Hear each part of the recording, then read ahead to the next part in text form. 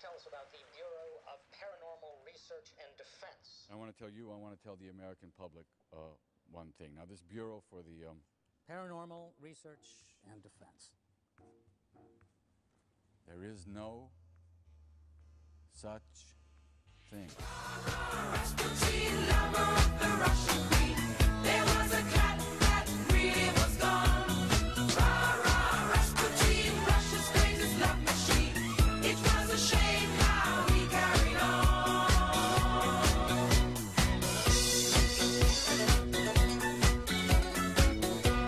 Salut à tous et bienvenue dans cette nouvelle émission, non plus du bprd.centerblog.net, car figurez-vous, amis youtubeurs, que ce blog n'existe plus. Enfin, n'existe plus, non, il est encore là, mais disons que nous avons migré, que nous avons décidé d'entrer de plein pied dans le 21e siècle.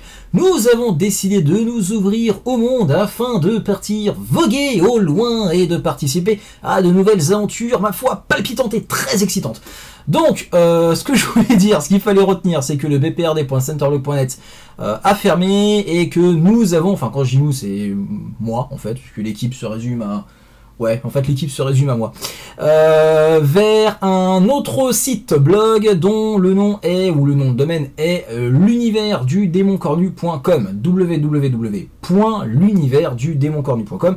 De toute façon, je vous mettrai le lien dans la description de la vidéo. Donc, pour mes amis youtubeurs qui regarderaient cette vidéo, bah écoutez, allez jeter un œil là-dessus. Et puis bah n'hésitez pas à me donner votre avis, voilà, vos commentaires, parce que mine de rien ça compte, hein. Je suis seul à tenir, à mettre à jour le bordel et à modifier le truc, à écrire le truc machin, donc du coup j'ai pas trop d'avis, donc n'hésitez pas, voilà, à me dire si c'est bien, si ça vous plaît, ou si au contraire c'est vachement pourri, et dans ce cas là bah, je pleurerais beaucoup, mais en même temps je l'aurais bien cherché à ramener ma grande gueule, à vous dire d'aller dessus. Donc nous voici réunis en ce jour, placés sous le signe du bureau gouvernemental le plus classe du monde, le BPRD, afin de parler du deuxième numéro sur 5 de la mini-série BPRD Hell on Earth, The Return of the Master. Oh yeah. Donc la couverture est signée Ryan Sookes, pour ça que le devant et le dedans, voilà, ça ne se ressemble pas. C'est colorisé par Dave Stewart, la couverture et ce qu'il y a dedans, c'est Tyler Crook qui est aux commandes de ce qu'il y a dedans, et pour le scénar, comme d'hab, pas de souci de ce côté-là, Mike Mignola et John Arcudi ont fièrement rempilé afin de nous faire vivre de palpitantes aventures. Alors du coup, que dire de ce deuxième numéro, ma foi, qui est dans la droite lignée de son prédécesseur, à savoir le premier numéro, puisque là c'est plutôt logique, me direz-vous. Bah c'est excellent. Et là, enfin, depuis l'arrivée de Tyler Crook sur la série Hell on Earth, et c'est là où je voulais en venir, il y a de vrais enjeux dramatiques, de vrais enjeux, comment dirais-je, concrets, dramatiques, palpables. On sent le danger, on sent le changement, on sent la pression, on sent que la merde va arriver, et c'est la première fois que ça arrive. Il aura fallu pas moins de 3 mini-séries, dont quand même un bloc de 5 chapitres, pour arriver à ça, à The Return of the Master. Et donc du coup, comme je vous disais, oui, alors dans la droite ligne du premier numéro, les enjeux qui se posent, c'est lesquels? Bah tout simplement la Zinco Corporation qui s'est enfin décidée depuis... Faut pas oublier une chose, c'est que la Zinco Corp existe dans le Hellboyverse depuis, je crois depuis le premier, depuis Seed of Destruction, ou minimum, soit Wake the Devil, soit Seed of Destruction, j'ai un petit trou de ce côté-là. Les mecs existent depuis 15 ans, plus de 15 ans même, dans la série Hellboy, et enfin ils se décident à sortir de l'ombre, car ne l'oubliez pas, dans la série BPRD, lorsque The Black Flame, la flamme noire, est arrivé dans le volume BPRD, la flamme noire, afin de foutre le bordel et de foutre le dawa, le BPRD ne savait pas que c'était le boss de la Zinco Corporation. Il ne le savait pas, son identité était restée inconnue jusqu'à ce jour, et enfin il se décide à sortir de l'ombre, à foutre le bordel, et ça fait super plaisir. Donc du coup, ce deuxième numéro, pour le résumer vite fait, on va dire qu'il se passe à 3 endroits différents, 3 points qui sont en train de se développer pour, on imagine, plus tard, dans peut-être le 3e, le 4e, minimum le 4e et le 5e numéro, tous se rencontrer en un point culminant qu'on va appeler le point, l'épicentre, le point G, qui va exploser, et à ce moment-là, ça va juste être un orgasme de paranormal, de frissons, d'épique, enfin...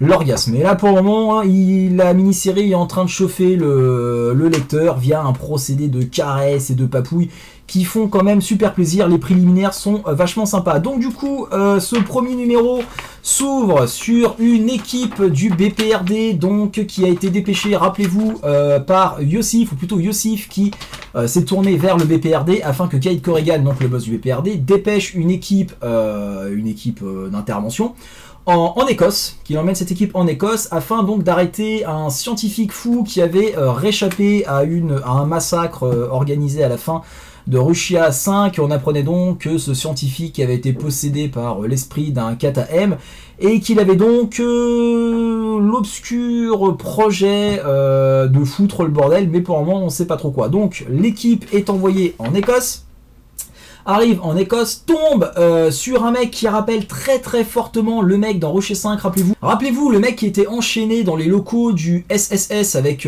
plein de chaînes autour de lui, et au final c'est Johan qui a réussi donc, enfin non, c'est Yossif qui a tué le mec en lui tirant une balle dans la tête, et c'est Johan qui a rentré dans le truc et qui a tué l'esprit qui possédait le mec. Donc là a priori, alors si j'ai bien compris, hein, peut-être que je me trompe, mais c'est l'esprit du mec, de ce mec là qu'on a donc vu dans Rochia numéro 3 si je dis pas de conneries, ou numéro 2, le gars qui était descendu dans les mines de Rampayedik dans le premier numéro. Ouais, ça fait un peu compliqué mais c'est pas grave. Donc on voit apparaître sous une forme fantomatique. À ce moment là il se met donc à débiter des choses incohérentes, il se met à parler de lui, de sa famille, pourquoi vous m'avez fait ça, machin. Donc là les mecs du BPRD sont un petit peu quand même en train de claquer des fesses, en train de dire calme-toi, mais le mec ne se calme pas, se transforme en monstre tout loin, on va dire, avec des tentacules de partout. Il commence à choper les mecs, à les balader de droite à gauche, c'est vraiment marrant.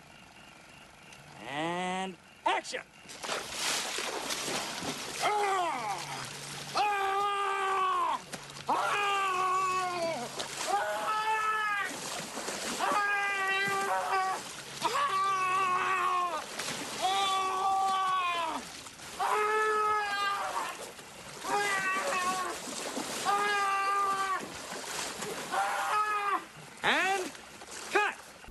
Très vieux film de monstres des années 30, c'est vraiment marrant. Il chope le mec avec ses tentacules, il les balance de droite à gauche, c'est très rigolo comme des pantins. Donc il y en a un qui s'énerve, qui chope un artefact, il explique que Hellboy lui avait donné il y a quelques années, agite son artefact et flingue le monstre comme ça, hop, voilà, c'est vite oublié. Juste après ça, on retourne dans les locaux du BPRD où l'on peut voir l'assistante du boss de Zinco qui vient d'être appelée à la rescousse par les dirigeants du BPRD afin de les aider à remettre le corps artificiel que Johan avait habité, entre guillemets, dans le volume Champ de bataille, Killing Ground en VO, donc afin de réparer les dégâts que Demio avait fait sur ce corps, afin de permettre à Johan de pouvoir réhabiter ce corps, de quitter sa combinaison et d'avoir une enveloppe charnelle.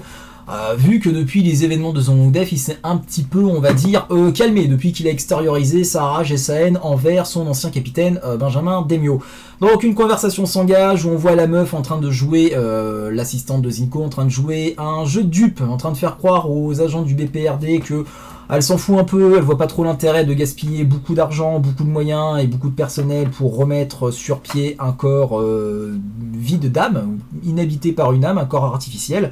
Donc elle joue bien son jeu de dupe et c'est justement ce qu'elle nous explique dans la page d'après où on la voit en pleine conversation webcamienne, webcam télévisée, téléphonique, avec donc le boss de Zinco où elle lui explique que voilà, elle a réussi son coup, elle leur a fait croire qu'ils se foutaient complètement du corps alors qu'en fait ça les intéresse amplement, puisque rappelez-vous, dans le premier numéro de The Return of the Master, il nous avait annoncé qu'il voulait récupérer ce corps afin de permettre au maître, à savoir Rasputin, de pouvoir revenir sur Terre en prenant possession de ce corps-là.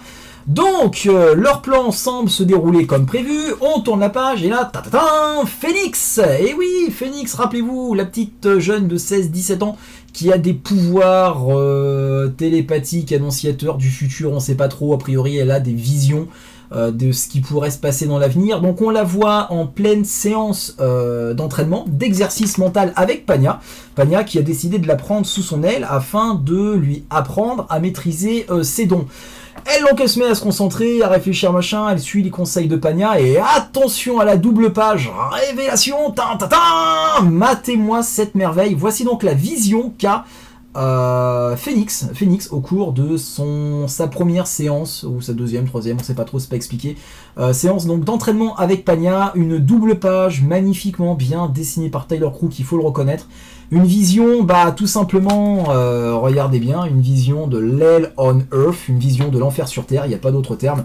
Donc là on comprend mieux pourquoi du coup, attention au spoil, elle a tiré sur l'agent Abe Sapien à la fin de Hell on Earth Gods, puisque dans The Devil's Engine, si vous avez une bonne mémoire, vous devriez vous rappeler qu'elle avait expliqué à Devon pourquoi elle avait tiré sur Abe Sapien, bah parce qu'elle avait eu une vision, un pressentiment, que Abe Sapien serait donc à l'origine de la fin de tout sur Terre, et que donc elle a flippé, elle lui a tiré dessus. Et donc là on a a priori, si on comprend bien, on a un bref résumé de ce qu'elle a pu voir, en tout cas de la vision qui l'a motivée à tirer sur Abe Sapien, et c'est vrai que c'est assez flippant quand on voit le truc. On voit des monstres bizarres, vraiment horribles, monstrueux, dévorer des gens, c'est un aspect très enfer de Dante. C'est vraiment stylé, on voit Abe Sapien donc dans sa forme évolutive, parce que on le sait, on a pu voir ça, c'était dans King of Fear, oui, rappelez-vous, Liz Sherman dans King of Fear, je crois le 4e numéro, avait eu une vision du futur où elle voyait justement Abe Sapien dans une forme évoluée, anatomiquement parlant, je veux dire. Et donc là c'est ce qu'on peut voir, donc Abe Sapien qui a beaucoup changé physiquement, qui semble être sacrifié, accroché de partout, enfin c'est juste horrible, on voit l'espèce d'énorme tentacule, regardez bien, un petit côté The Mist, Lovecraft à l'ensemble, c'est vraiment excellent, on voit les bâtiments en train de cramer, donc ce qui nous indique qu'on est sur Terre, les êtres humains quoi, dessinés façon âme perdue, âme souillée dans les méandres de l'enfer. C'est vraiment super bien dessiné, regardez avec l'espèce de pince de crabe là, c'est dégueulasse, on sait pas ce qu'il y a derrière, mais c'est juste l'air horrible.